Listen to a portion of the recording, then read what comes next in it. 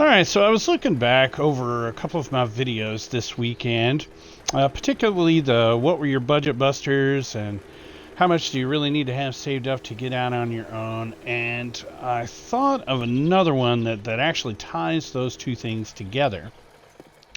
And that is the what would you say is your second greatest expense after your rent or mortgage?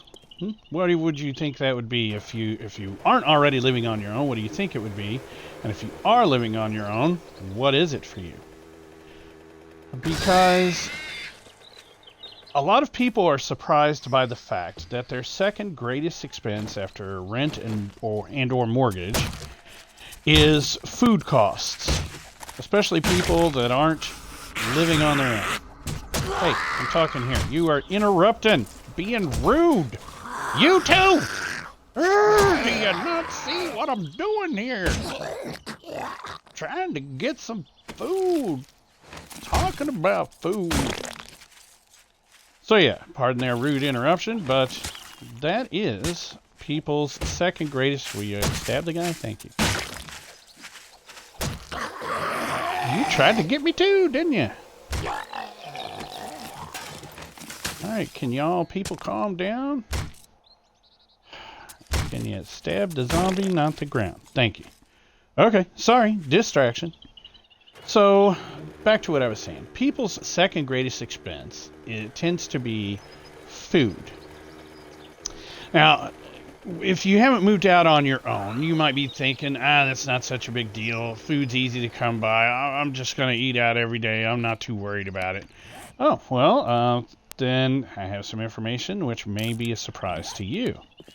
The average American, when they go out to eat, tends to spend $12.75 on average on out to eats. Well, if you're doing that for breakfast, lunch, and dinner, 30 days out of the month, that adds up to a whopping $1,147.50.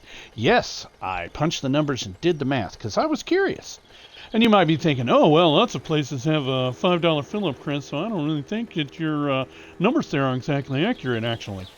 And, well, okay, fine. If you think that you're going to eat on a $5 fill-up every day, yes, you're going to weigh 10,000 pounds, but it is possible.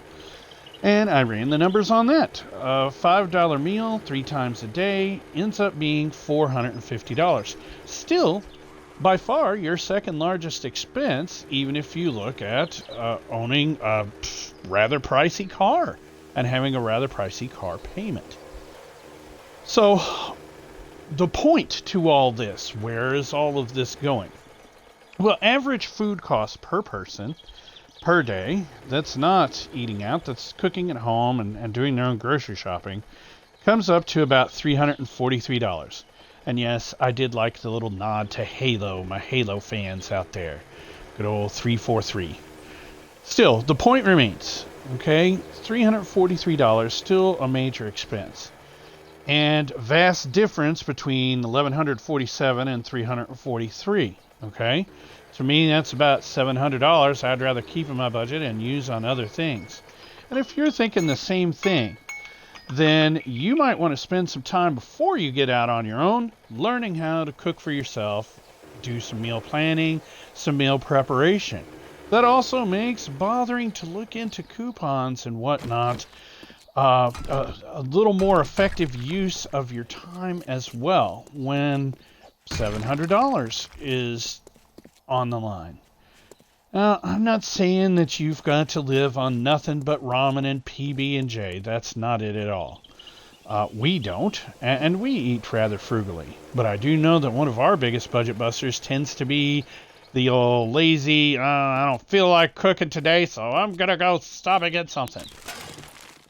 I'm not a big fan of cooking, but if my budget was extremely limited, that is something I would definitely take a keener interest in doing.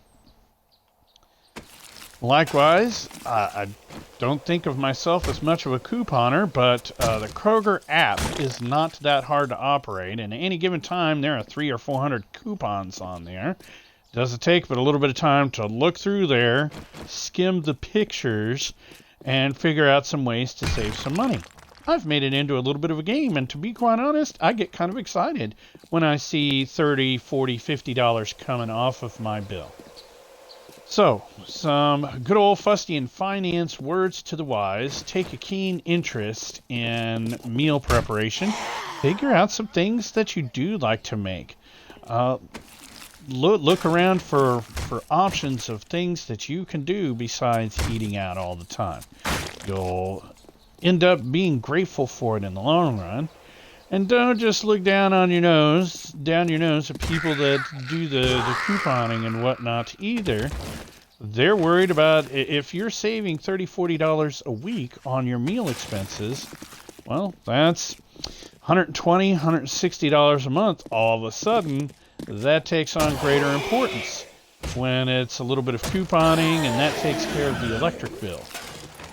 So, or a little bit of couponing, and that's that much more money that you've got to invest for your future. So think about that. Take it to heart. Give me some thoughts. What are some ways that you guys have found to save some money? Do you have?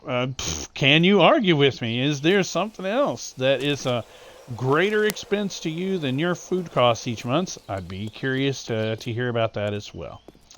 And you can do that in the comments below the video. You can text it to me in the chat here on Twitch. You can send it to me at fustianfinance@gmail.com.